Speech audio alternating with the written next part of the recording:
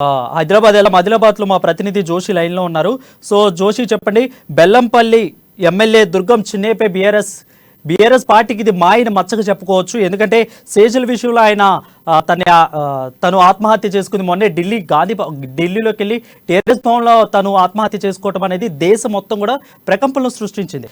అయితే అధికార పార్టీ ఇలా చేస్తుంటే ప్రతిపక్ష పార్టీలు అయితే ఎవరైతే రెజ్లర్ల విషయంలో బీఆర్ఎస్ పార్టీ నేతలు ఎందుకు ఇన్ని విమర్శలు చేస్తున్నారు, ఎందుకు ఫైట్ చేస్తున్నారు, అది మీ సొంత పార్టీలోనే ఇలా జరుగుతుంటే దుర్గం చిన్నపై ఎందుకు చర్యలు తీసుకోవట్లేదు, తన బర్తరఫ్ ఎందుకు చేయట్లేదు, వాళ్ళకైనా మీకు లేదా బాధ్యత అంటూ వాళ్ళైతే ఆరోపణలు చేస్తున్నారు. దీనిపై మరింత సమాచారం చెప్పండి. Good evening Varun. దుర్గం చిన్నయ్య, బెల్లంపల్లికి సంబంధించినటువంటి ఎమ్మెల్యే ఎవరైతే దుర్గం చిన్నయ్య ఉన్నారో ఆయనకు సంబంధించినటువంటి అంటే రెండవ మారు ఎమ్మెల్యేగా కొనసాగుతున్నటువంటి దుర్గం చిన్నయ్య మొదటి నుండి కూడా ఇప్పటి వరకు తాజాగా చోటు చేసుకున్నటువంటి అర్జున్ డైరీకి సంబంధించినటువంటి ఘటన చూసుకున్నట్లయితే పలు సందర్భాల్లో నానా రకాలైనటువంటి ఆరోపణలు ఎదుర్కొన్నటువంటి వ్యక్తి. అయితే గత సంవత్సరంగా పేర్కొనబడుతున్నటువంటి ఎవరైతే యూపీకి చెందినటువంటి బ్రిజ్ భూషణ్ అనేటటువంటి బీజేపీ ఎంపీ, గతంలో ఈయన జాతీయ రెజ్లింగ్ సమాఖ్యకు అధ్యక్షుడిగా వ్యవహరించినటువంటి టైంలో పలువురు మహిళా రెగ్యులర్ల పైన లైంగిక వేధింపులకు పాల్పడ్డారు అన్నటువంటి ఆరోపణల నేపథ్యంలో ఏదైతే ఆందోళనలు దేశవ్యాప్తంగా కొనసాగాయో, ప్రత్యేకంగా హైదరాబాద్ లో కూడా కొనసాగాయో, ఆ సందర్భంలో ఇటు బీఆర్ఎస్ పార్టీకి చెందినటువంటి వర్కింగ్ ప్రెసిడెంట్ కావచ్చు, రాష్ట్ర ఐటీ శాఖ మంత్రి కేటీఆర్, అలాగే అదే పార్టీకి చెందినటువంటి ప్రస్తుత ఎమ్మెల్సీ మాజీ ఎంపీ కల్వకుంట్ల కవిత, వీళ్ళిద్దరు కూడా ట్విట్టర్ వేదికగా బీజేపీ తన పార్టీకి చెందినటువంటి ఎంపీని కాపాడడానికి ప్రయత్నిస్తోంది అనేటటువంటి కోణంలో ఈయన పైన చర్యలు ఎందుకు తీసుకోవట్లేదు అనేటటువంటి ప్రశ్నలు గుప్పించినటువంటి నేపథ్యం. అయితే సరే, ఎవరైనా సరే దేశంలో ఉన్నటువంటి మహిళలందరికీ రక్షణ కల్పించాల్సినటువంటి బాధ్యత పౌర సమాజంతో పాటు ప్రత్యేకంగా ప్రజాప్రతినిధులు చట్ట పరిధిలో పనిచేసేటటువంటి ఉద్యోగుల పైన ఉంటుందనేటటువంటి విషయంలో ఎటువంటి సందేహం ఎవరికీ ఉండక్కర్లేదు.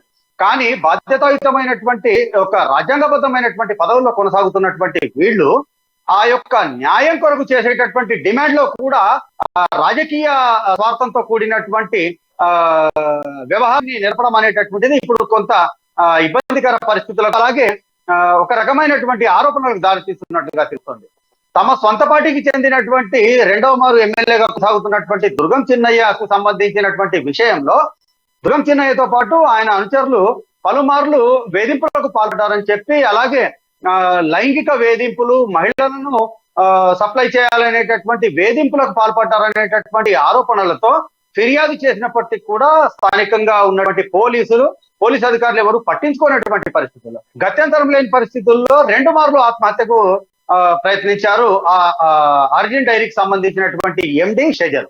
తాజాగా ఢిల్లీలో కూడా ఆత్మహత్యకు ప్రయత్నించినటువంటి నేపథ్యంలో అక్కడ ఉన్నటువంటి స్థానిక ఆసుపత్రిలో ఆమె చికిత్స పొందుతూ అంటే రిలీజ్ అయినటువంటి డిశ్చార్జ్ అయినటువంటి పరిస్థితి.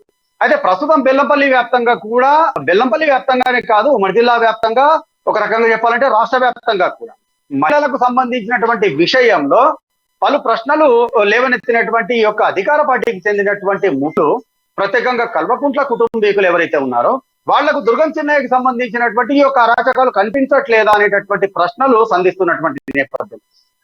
నిజంగా కూడా ఇటువంటి వాటిని రూపుమాపాలి అనేటటువంటి కృతనిశ్చయంతో చిత్తశుద్ధితో చేసినటువంటి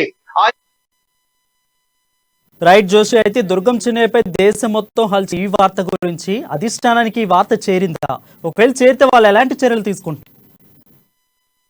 ఖచ్చితంగా ఈ యొక్క దుర్గం చిన్నయ్యకి సంబంధించిన వ్యవహారంలో ఈ వ్యవహారం అంతా కూడా, ఈ విషయం అంతా కూడా అధికార బీఆర్ఎస్ పార్టీ అధిష్టానానికి చేరలేదు అనుకోవడానికి ఆస్కారమే లేదు వరుణ్. ఎందుకంటే రాష్ట్ర వ్యాప్తంగా కూడా సంచలనమైనటువంటి విషయము, ఏకంగా దేశ రాజధానిలోనే దుర్గం చిన్నయ్యకి సంబంధించినటువంటి బాధితురాలిగా పేర్కొనబడేటటువంటి షెజల్ ఆత్మహత్యకు యత్నించడం, ఆసుపత్రిలో చికిత్స పొందటము ప్రధానమైనటువంటి మీడియా స్రవంతిలో అందరికి కూడా చేరినటువంటి విషయం. ఇంటెలిజెన్సీ నివేదికలు కూడా వెళ్తూ ఉంటాయి. అలాగే పోలీసులకు సంబంధించినటువంటి వ్యవహారాన్ని చూసినట్లయితే ప్రస్తుతం ఆన్లైన్ వ్యవస్థలో నడుస్తున్నటువంటి ఈ యొక్క పోలీసులకు సంబంధించినటువంటి వ్యవహారం అంతా కూడా ఫిర్యాదు అందినటువంటి 24 గంటల లోపలనే దానికి సంబంధించినటువంటి విషయాలను ఉన్నతాధికారులకు చేరవేయాల్సినటువంటి బాధ్యత నిబంధన పోలీస్ డిపార్ట్మెంట్ లో ఉందనేటటువంటి విషయం అందరికీ తెలుసు. ఈ కోణంలో చూసినట్లయితే ఇటు ఇంటెలిజెన్సీ నివేదిక కావచ్చు, అటు పోలీసు డిపార్ట్మెంట్ పరంగా కావచ్చు, ఇటు మీడియాలో వచ్చినటువంటి కథనాలు కావచ్చు, ఇవన్నిటినీ చూసినట్లయితే ఖచ్చితంగా ఈ యొక్క వ్యవహారం అంతా కూడా బీఆర్ఎస్ పార్టీ అధిష్టానానికి తెలియదు అనేటటువంటి విషయాన్ని మాత్రం మనం పరిగణలోకి తీసుకోవాల్సినటువంటి అవసరం లేదనిపిస్తుంది.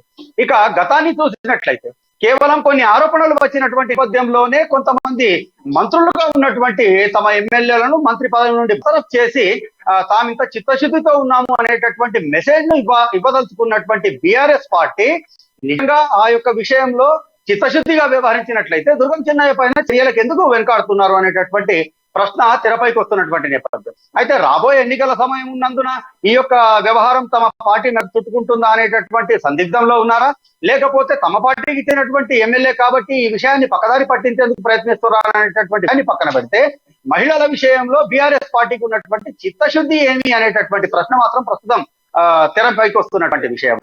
ఈ విషయంలో ఇప్పటికైనా సరే తమ సొంత పార్టీ వేరే విపక్షాలకు చెందినటువంటి ప్రజాప్రతినిధి అనేటటువంటి విషయాన్ని పక్కన పెట్టి మహిళల పట్ల అసభ్యంగా ప్రవర్తించడము, ఆ మహిళల పట్ల వేధింపులకు పాల్పడినటువంటి వ్యక్తుల విషయంలో ఎన్నో చర్యలు తీసుకుంటున్నాము, షీటీంలను అభివృద్ధి చేశాము, వాహనాలు ఏర్పాటు చేశాము అనేటటువంటి గొప్పలు చెప్పుకున్నటువంటి బీఆర్ఎస్ పార్టీ ఇప్పటికైనా సరే స్పందించి దీనిపైన దుర్గం అయితే రీసెంట్ గా సేజల్ జాతీయ మహిళా కమిషన్ కలిసింది, వాటి చర్యలు తీసుకుంటున్నారు దుర్గం చిన్నయ్య మీద. జాతీయ కమిషన్ కు సంబంధించినటువంటి విషయంలో ఇప్పటి వరకైతే అధికారికంగా ఎటువంటి విషయాలు బయటకు రానప్పటికీ కూడా ఖచ్చితంగా ఇటువంటి వ్యవహారాల్లో షెజల్ తనకు జరిగినటువంటి ఏదైతే వేధింపులు ఉన్నాయో వాటికి సంబంధించి పూర్తి ఆధారాలతో, ఆడియో రికార్డులతో వాటన్నిటినీ కూడా పోలీసుల గతంలో కూడా సమర్పించడం జరిగింది. అంటే ఆమె ఏవైతే పోలీసులకు ఆధారాలు సమర్పించడం జరిగిందో వాటిని మహిళా కమిషన్, జాతీయ మహిళా కమిషన్ ముందుంచినటువంటి నేపథ్యంలో ఖచ్చితంగా త్వరలోనే దీనిపైన మహిళా కమిషన్ స్పందించడము, తగు విచారణ చేపట్టడం జరుగుతుంది అనేటటువంటి విషయం మాత్రం స్పష్టంగా తెలుస్తోంది.